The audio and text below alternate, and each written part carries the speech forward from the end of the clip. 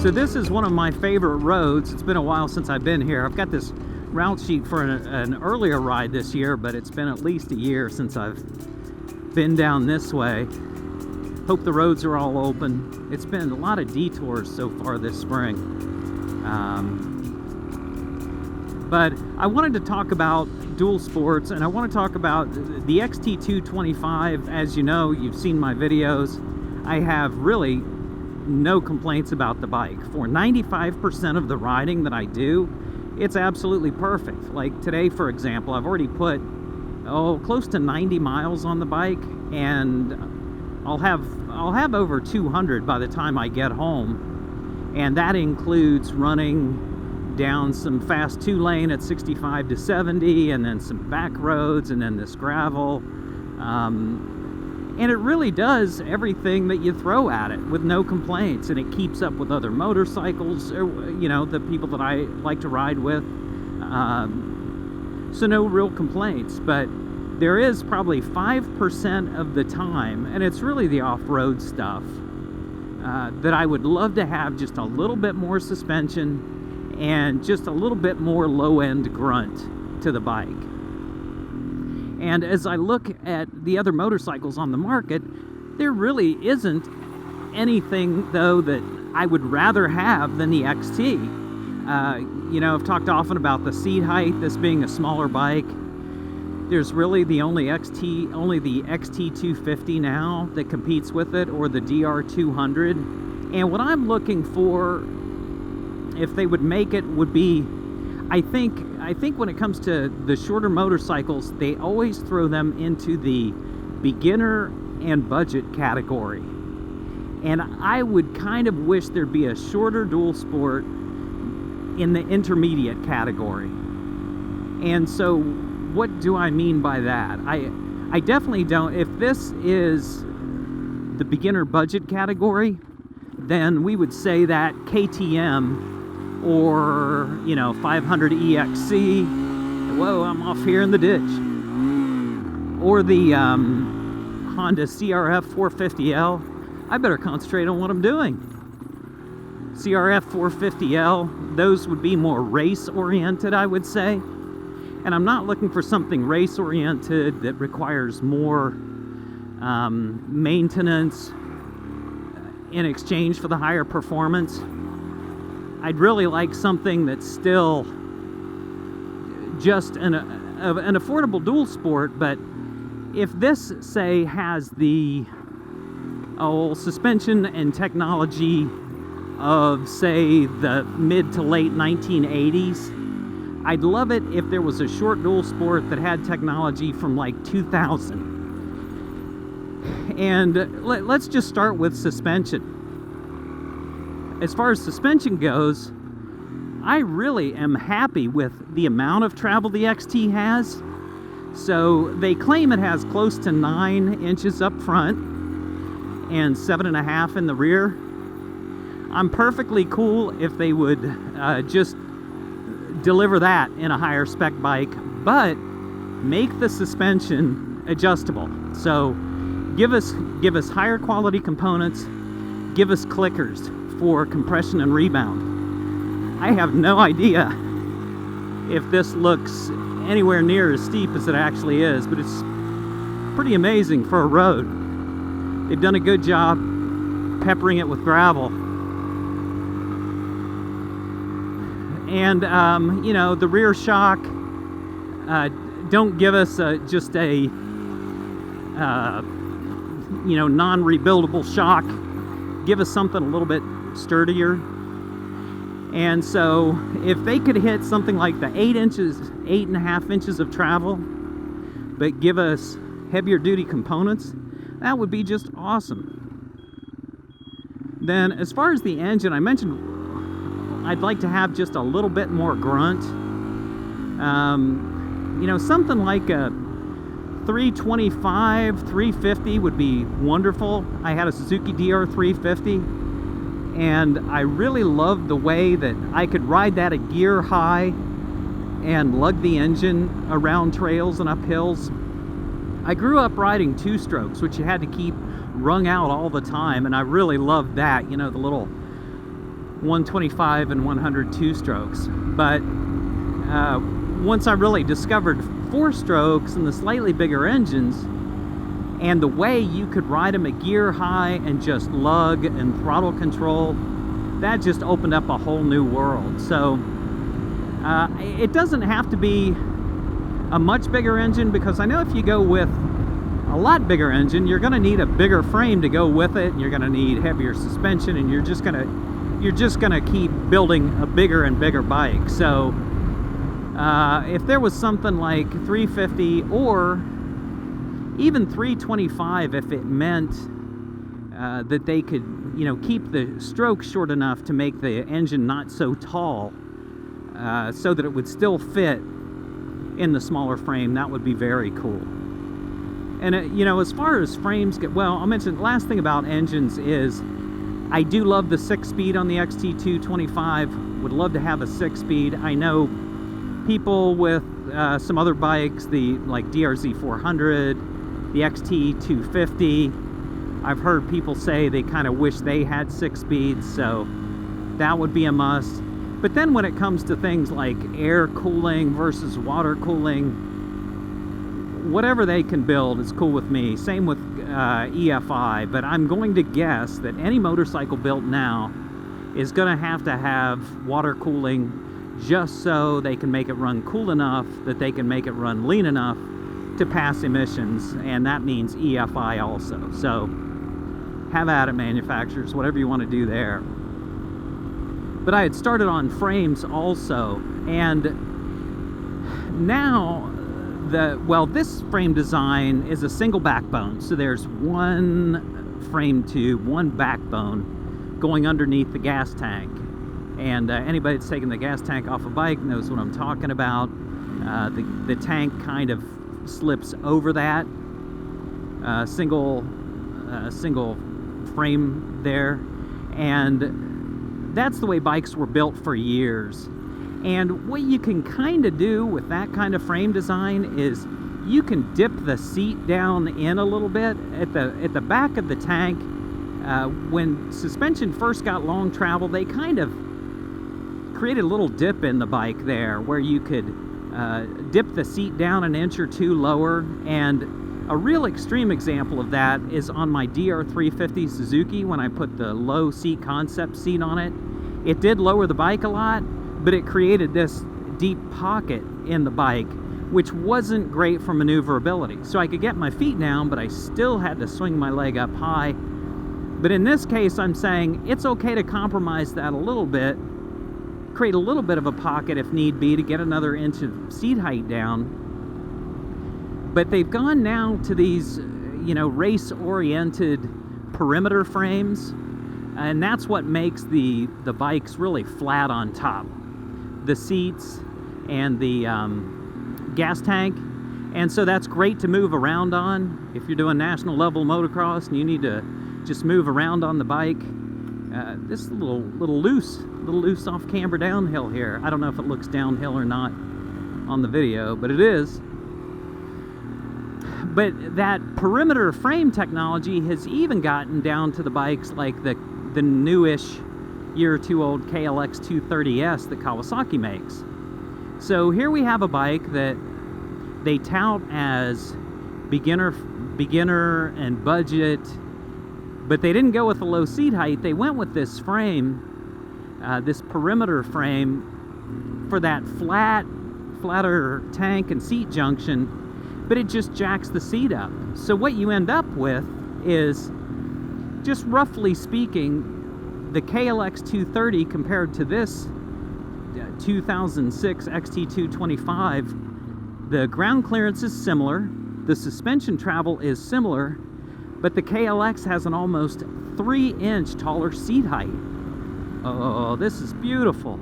I love this valley. Yet another place that reminds me of West Virginia, where I grew up. And it's all here in southern Indiana, believe it or not. But as I've said in previous videos, you need to get down by the river, down in a van by the river, so that you're in the valley, you're in the Ohio River Valley, and then On either side, Indiana or Kentucky, you get these rolling hills, and it's just beautiful. So anyway, I wrote to Kawasaki and I just said, hey, I think you missed an opportunity here. You made what's supposed to be a smaller motorcycle, but you gave it a 34.8 inch seat height. And of course, they nicely wrote back quickly and said, thanks, we'll file your comment away. So there you go. But anyway, if you can make it lower with old school frame technology, that's fine. So I've talked about suspension, engine, frame, wheels. As far as wheels go, absolutely has to be the dual sport standard 21-inch front, 18-inch rear.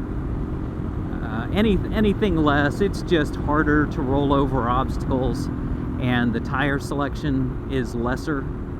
So give us full-size 21/8s. I had a Honda CRF 150F.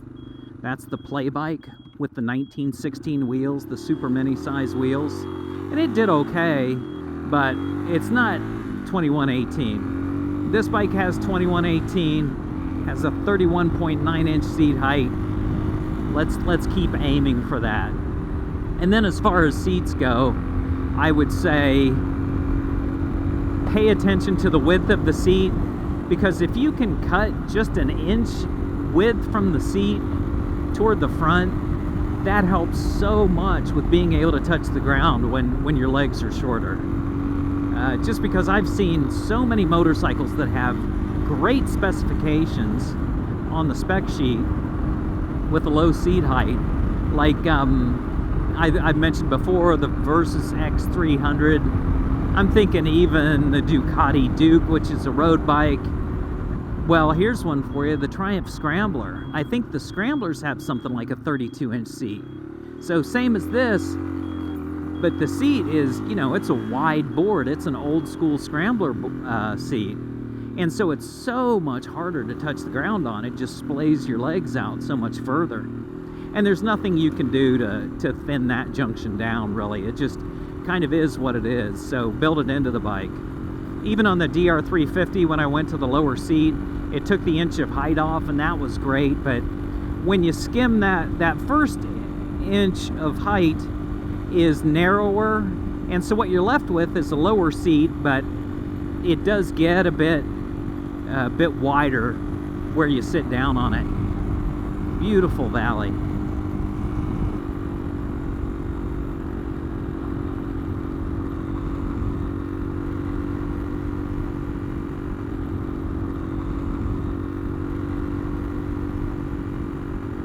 And then gas tank, I made the mistake on the DR of putting a huge tank on it. I got an Acherbis tank that was actually designed for an XR650L because I had envisioned I was going to be driving it great distances, doing trips on it was it. So that's how I outfitted it. And that just never really developed. So for this kind of riding that I'm doing, I actually like the stock tank here on the XT225, 2.3, 2.4 gallons, something like that, because it's so slim and easy to move around on. And Clark does make a 4-gallon tank if it was ever needed, but with the smaller bikes, you have so much fuel economy that it ends up that, I can go as long on this bike as somebody with a bigger engine but a larger tank. So I think that's kind of it. I would say, tell me if this makes sense to you. Is this a bike somebody would buy? What would it cost? If the dual sports, the CRF 250L, the XT 250, if those are, I don't know, out the door maybe $6,000, could we build this bike I'm talking about, a 350 for $8,000? And with the bigger engine, you'll have to compromise a little bit, I know. You're going to lose a little bit of ground clearance, you're going to gain a little seat height, but if you can get those nice suspension components on it, but shorter travel, I think it's doable. The thing is, though, if you go and buy a new bike that's built with a taller seat, on a perimeter framed bike, once you start hacking down the suspension, then you start hacking down the ground clearance. You take something like the CRF 250L, which I think is a great bike. It's a little heavy, but it only has 10 inches of ground clearance. If I wanted to shorten that suspension an inch, then, man, you're looking at 9 inches of ground clearance there. So there really are these compromises. I did think at one time it might be cool to get like a KLX 250. It's a cool bike, but then maybe shorten the suspension an inch, get the shorter seat.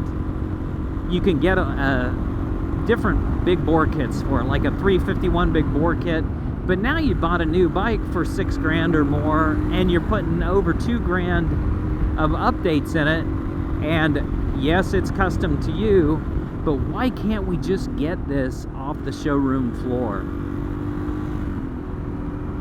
This reminds me of another vlogger here in Ohio who I really enjoy watching, a guy named Attention Deficit. Check out his channel if you like off-road riding. And a couple things I really like about the channel, and one is that when they go trail riding, it's just a big party. Anybody's welcome, any skill level, and everybody is so encouraging and understanding, and it really is the heart of dirt biking to me. It's what I remember as a kid loving so much about it. Just everybody was welcome. It's not a party unless everyone's invited, as my friend Davey Coombs at Racer X always says.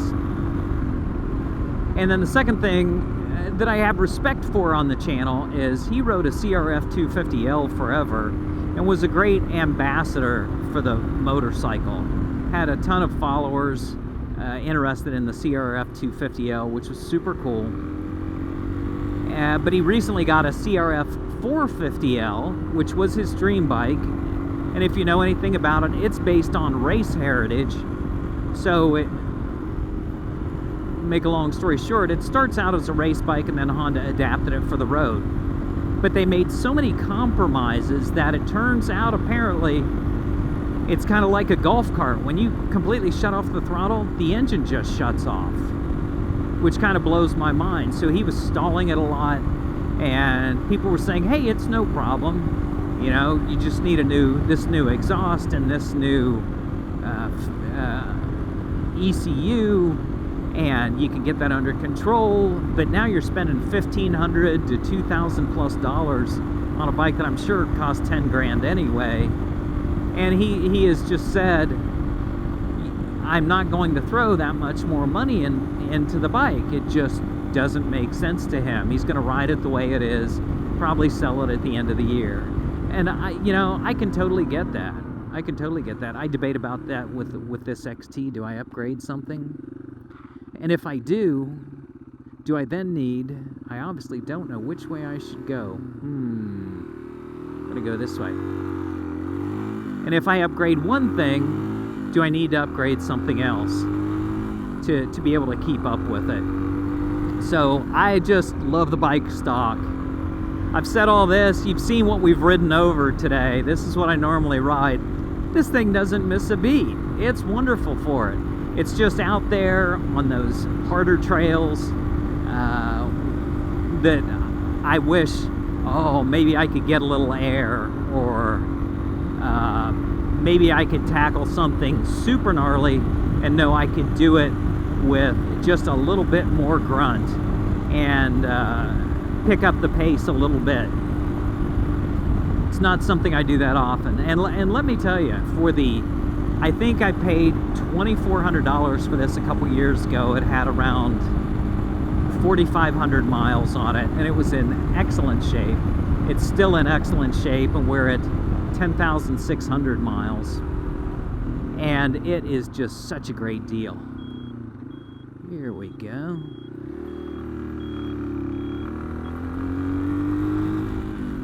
On that note, I got a comment recently about Yamaha discontinuing the XT250, which really surprised me.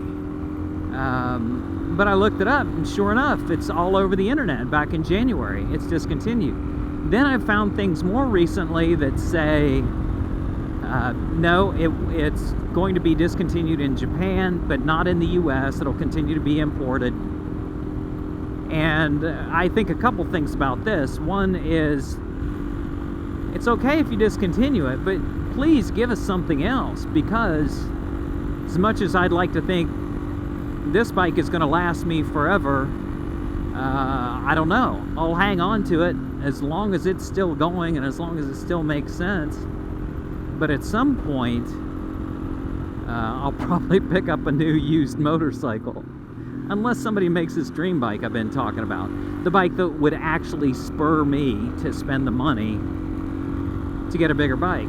But right now, the whole messaging seems muddled on the XT250. I just can't tell exactly what's going on. So I'll probably fill out the little contact form online for Yamaha and see what they say. Just ask them the question, see if they respond and what they have to say about it.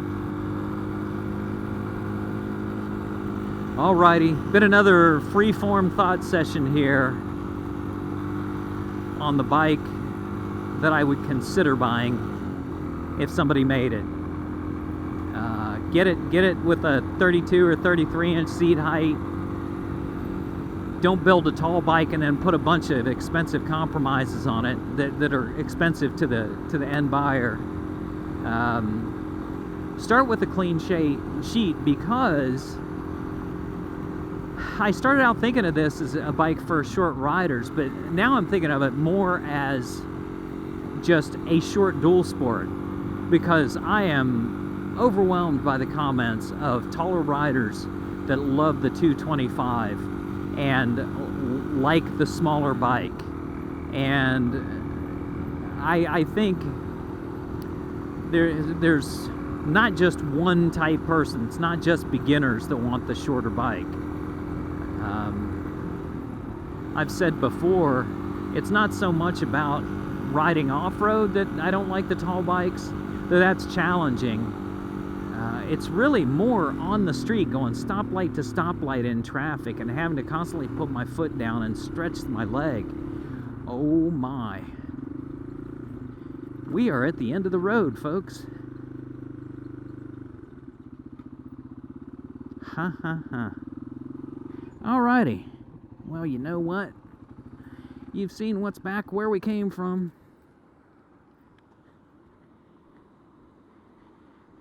Yeah. The stakes are a little high there. Little high. Hey, we're going to call it an end. I'm going to talk to this fella posting his signs here if he's willing to talk to me. Oh, look at how beautiful that is. You all have a great day. I'll see you on the next video when I got two wheels back under me again. Have a good ride. Don't take unnecessary chances, and please do have fun and ride safe. Hey there. Hey, thank you so much for watching this video. If you enjoyed it, please do give it a like, and I hope you'll consider subscribing for future riding and wrenching videos. Ride safe.